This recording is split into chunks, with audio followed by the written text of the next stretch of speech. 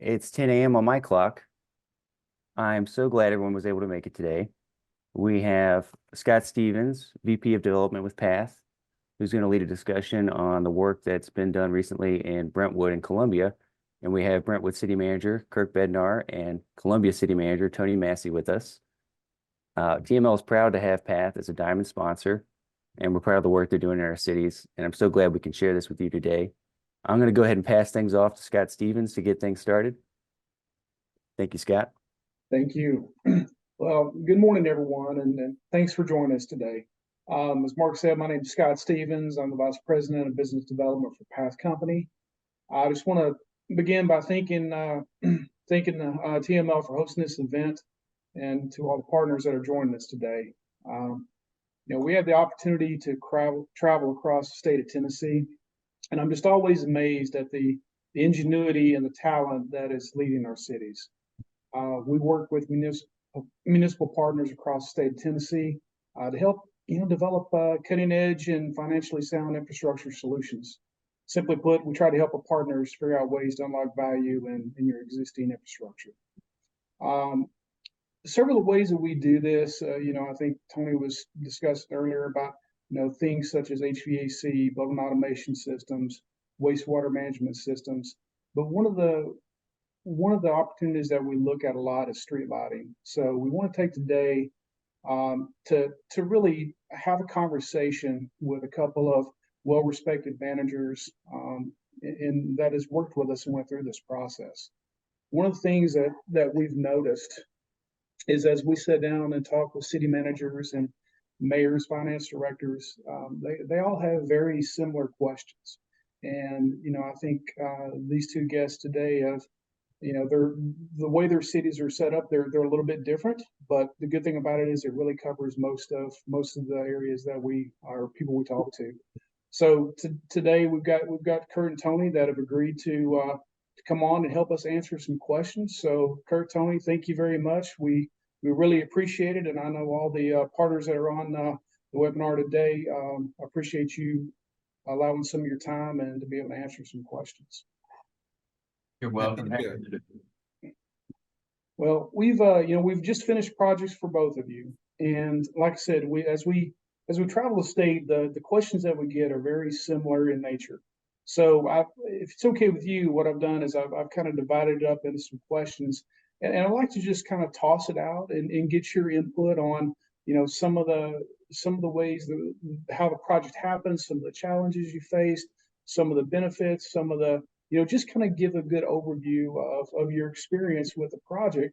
And hopefully that'll help answer some questions or actually spur some questions with some of the members we have online today. So if that's okay with you guys, what I'll do is I'll just kind of go to each of you and ask some of the questions going to be a little bit similar, but I think with the way your city's set up and the way you did the project, I think the questions will vary based on each one of your answers. So if it's okay, I'll go ahead and toss the first one over to Tony.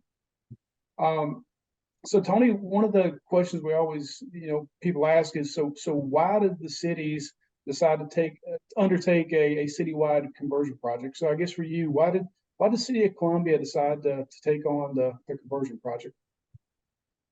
All right, Scott. Well, again, thanks for inviting us to participate today. The LED streetlight conversion has been one of the best things that we've done for the city of Columbia and for our citizens in the last several years. Our city council goes through strategic planning sessions annually. We've been doing this for several years now. In 2019, the city council identified the conversion of our high pressure sodium lights over to LED lights as a city council strategic planning goal. So as a staff, we began doing our due diligence on what the conversion would mean to us. It became very apparent that the benefits to the city of Columbia by going through this process. And three primary benefits stood out to us from the very beginning. First was the savings in energy costs by going over to the LED from the high sodium lights. Second, the quality of the street lights was much better. And third, the maintenance of the LED street lights was significantly less than with the older lights. And then there was a fourth unintended consequence from all of this, and that is our city council really got a lot of advocates from the community.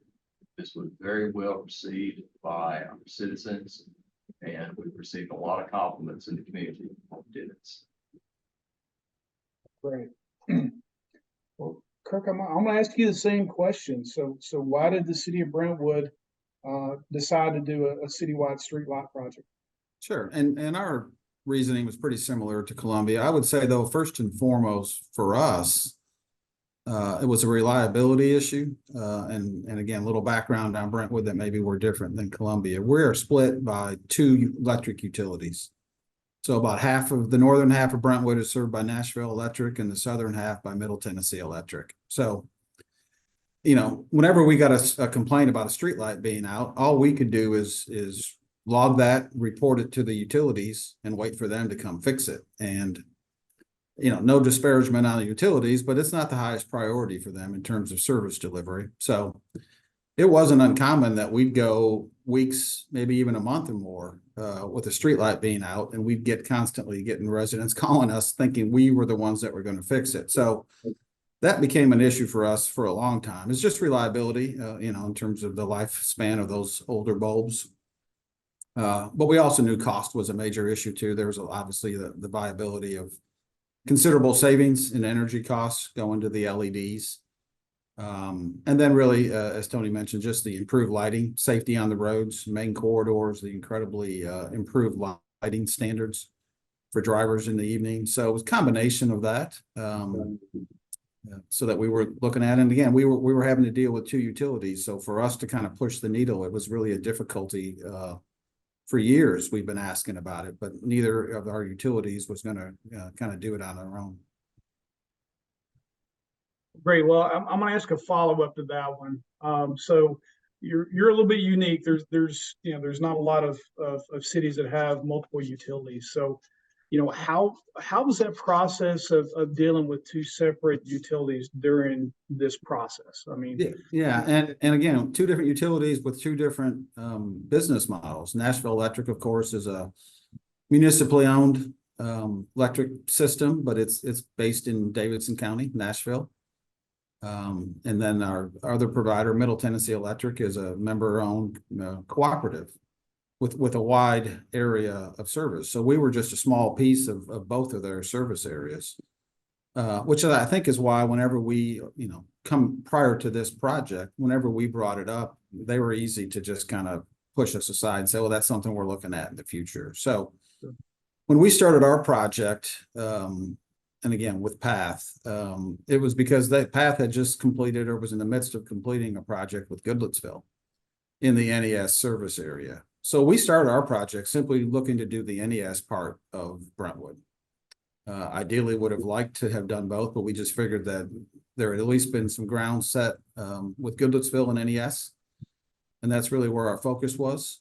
The Path folks asked if on our behalf they could make an attempt at Middle Tennessee Electric, and to Middle Tennessee Electric's credit, they were receptive to that. I think it probably helped us in that NES was doing it, so it gave them probably a little harder for them just to say, no, it's not something we would do. But it was difficult. We had to have two different agreements with each. Each had their own different ways of specs for technical specs in terms of the lights and how they wanted things done. And so it was a little more complicated. But I'm very thankful we ended up doing the entire city and got both utilities on board. That was otherwise we would have ended up with half of our city.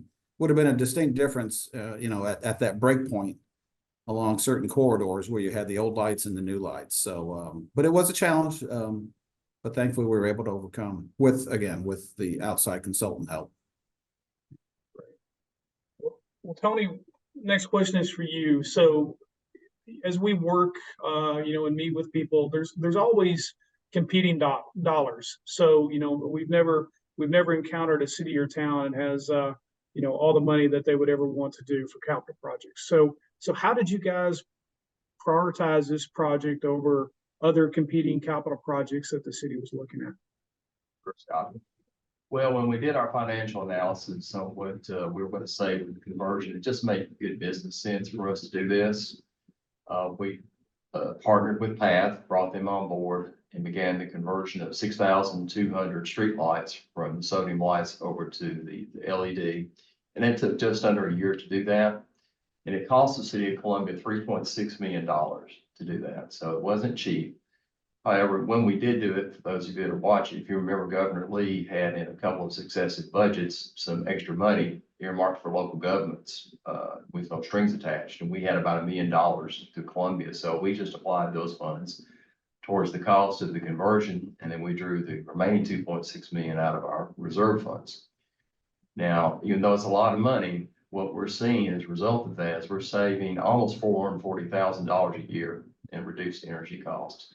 So that's just under a 6-year payback. There's not many capital projects that you can undertake in which the action will pay for themselves, particularly in a reasonable period of time. And that's what we're seeing with this. So at the end of the day, it was just a good business investment for us to make. Great. I think you touched on this earlier, but you know, one of the questions we get is people are wondering how the community responds. So, you know, I'd like to kind of hear from your perspective about the feedback you've got from the residents of Brentwood, and you know how that has been received from the community. Yeah, for us, one thing I told the city commission going into this project is, you know, we laid out, just like Tony said, we laid out the numbers. It was going to financially pay for itself in a reasonable payback period. You had the environmental savings in terms of just LED. So, I mean, the business aspect of the deal made sense. It was easy for anybody to understand. But I told our commissioners, no matter what we do, no matter what color of light, what, you know, how many Kelvin or whatever the technical standards are on the different standards, there will be people who won't be happy because it's just changed. And so, but surprisingly, and we had less than 24, so we did 4,000 streetlights here in Brentwood. We had less than 24 complaints about the change in the streetlights. We were able to address those pretty easily with Path's help. And so for me, I mean, you know, the business people in our certain areas or on the high traffic corridors certainly made comments about the improved lighting, as did our police department. But I kind of counted it as a success when we didn't have that much public response, good or bad.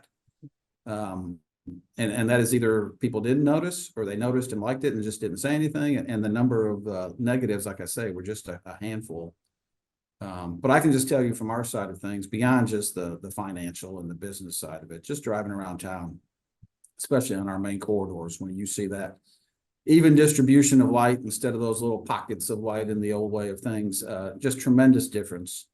But really, like I say it, and my commissioners, several of them have commented to me that was probably the easiest capital project to have done, because one, we just kind of funded it and then it turned it over to the contractor. And two, there was no disruptions to the community and really very few complaints. And so we counted it as a success, not because there was some great groundswell of thank yous, but simply because we know what we did and the benefits of it. And it happened with very little fanfare and citizen pushback. Tony, next question is for you, and it's with Brentwood obviously being two utilities. City of Columbia's utility partner is a municipally run utility company, so Columbia Power and Water Systems. So a little different than the setup with Brentwood. So how did this project benefit not only the City of Columbia but its utility division? Good question, and I apologize. Our heating system just kicked on, so if you're having some problems here, I'll try to speak up a little louder. And I want to dovetail before I answer that question with what Kirk said, and I should have mentioned this earlier. Our police department really likes the LED street lights, because when we were going through the conversion, we had some high crime areas where, working with Pat, we actually put in a little bit stronger light, so it'd be a little bit brighter. And so we, from a public safety standpoint, benefited from it also. Now, as you mentioned, our municipal electric utility is Columbia Power and Water System, or CPWS, it's known around here in Columbia. And we first approached them about the possibility of doing this work for us and spent several months with them. But it became fairly apparent after a period of time that this was just not in their wheelhouse. And they really weren't able to do this unless we wanted to do it like a neighborhood at a time over period of years, and that's just not the way you want to go about doing this. So that led to us going out and having a request for proposal, selecting path, bringing you guys on board with us and working in partnership with us to begin the conversion over. Now, as I mentioned earlier, one of the benefits from this is the reduced maintenance. The old high pressure sodium lights have about a 5-year life expectancy to them. So in our case, with 6,200 lights, CPWS is changing out over 1,000 lights a year, anywhere in the neighborhood of 12 to 1,300 average. The LED street lights have anywhere from a 15 to a 20-year life expectancy. So you can see the maintenance for changing the lights out drop significantly. And the reduction in man hours from CPWS with the conversion over was the equivalent of being able to either eliminate 2 positions or reassign 2 positions to other duties. So that's been the primary benefit to me. Right. Kirk, the last question is for you. So, yes, most people probably, if we've talked to, they realize that, or they realize that the city themselves do not own the streetlights, but rather they pay for them through the utility providers.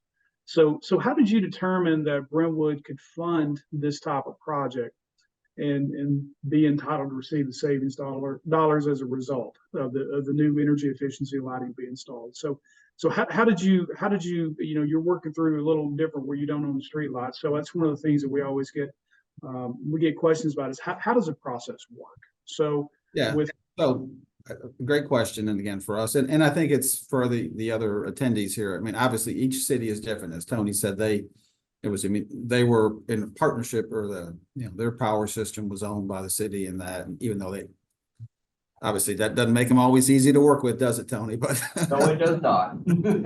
but I know each city is different. And again, us with 2 was even more different. So what we did, obviously, we went with path because there was no way we had the technical knowledge of what it would take to do a project, let alone the industry knowledge, and especially working with 2 utilities. So the fact that path had already successfully done a project in the NES service area with Goodlettsville pointed us directly to them, because they were the only one that had experience with either of our utility providers.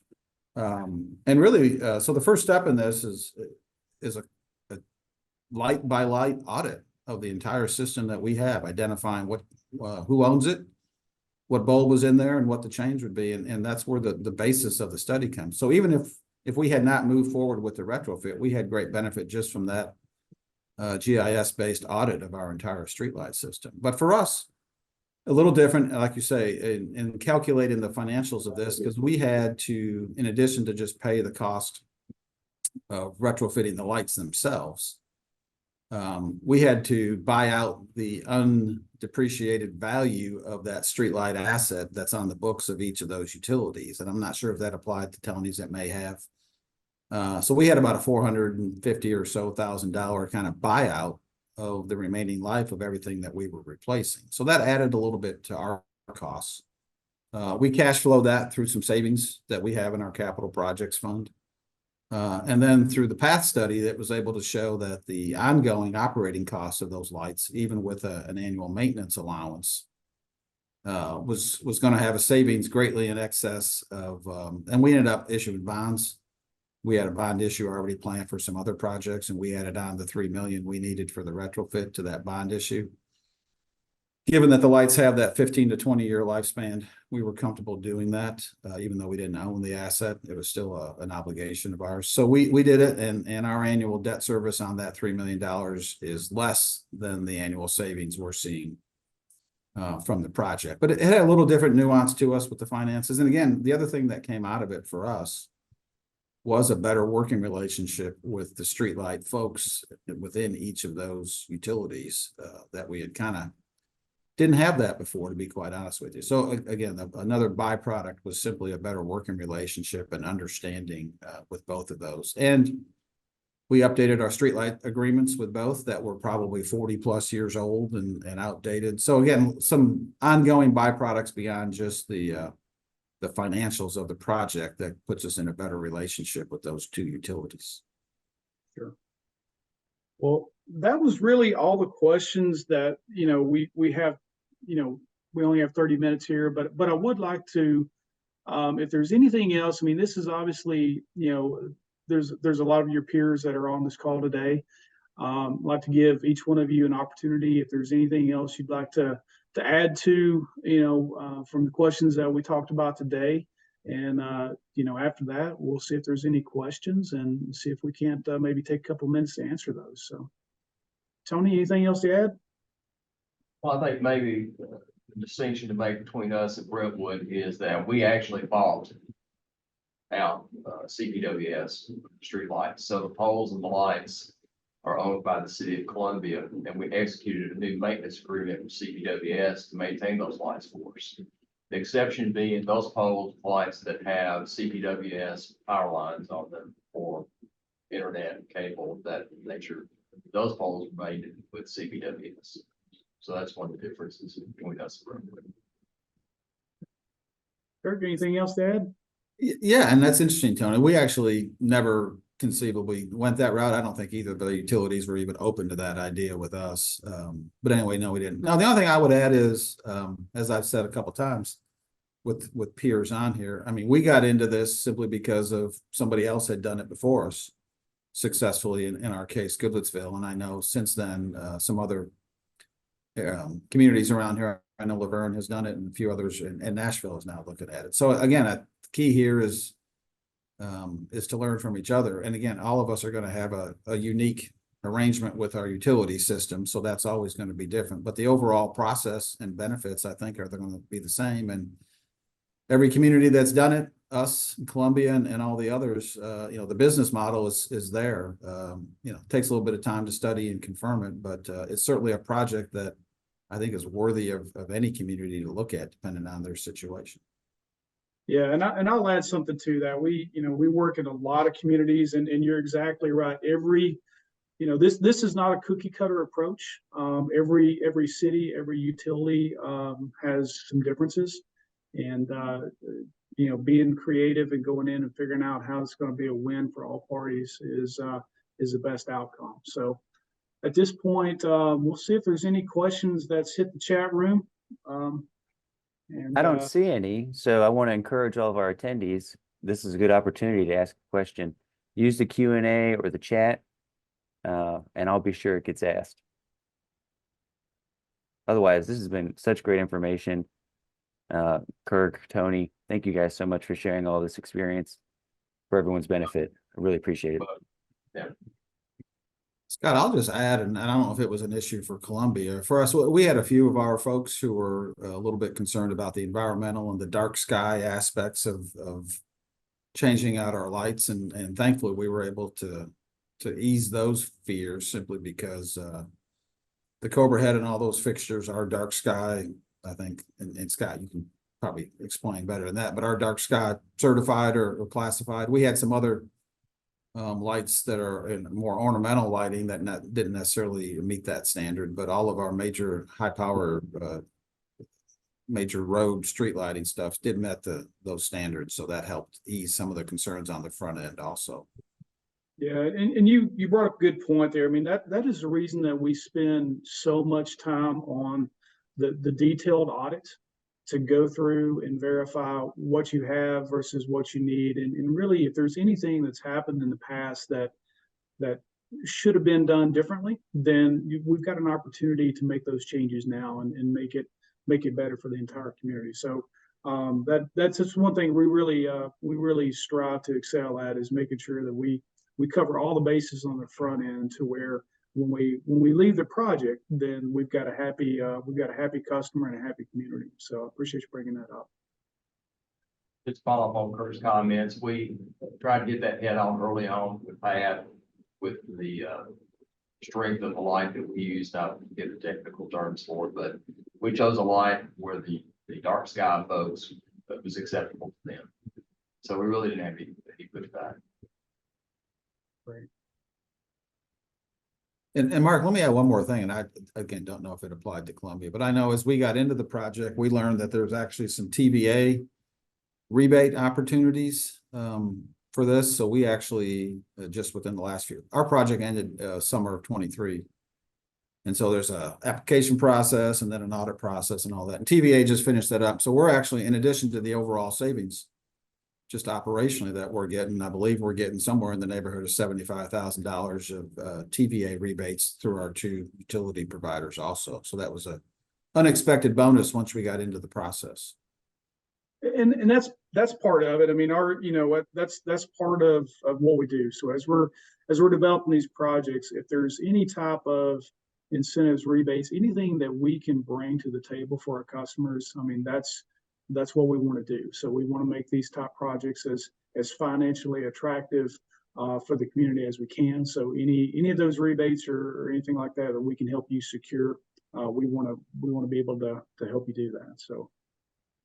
Yeah, and I'll just say, and I know I speak for Tony, that we're always willing to help, and any communities that are looking at that, especially if you're in the Middle Tennessee area and want to arrange to come by one evening and drive our streets, see the end result of this, happy to do it. Happy to sit down with anybody and walk through our process at least. And that's it. Thank you all for joining us today. Thank you. Appreciate the time.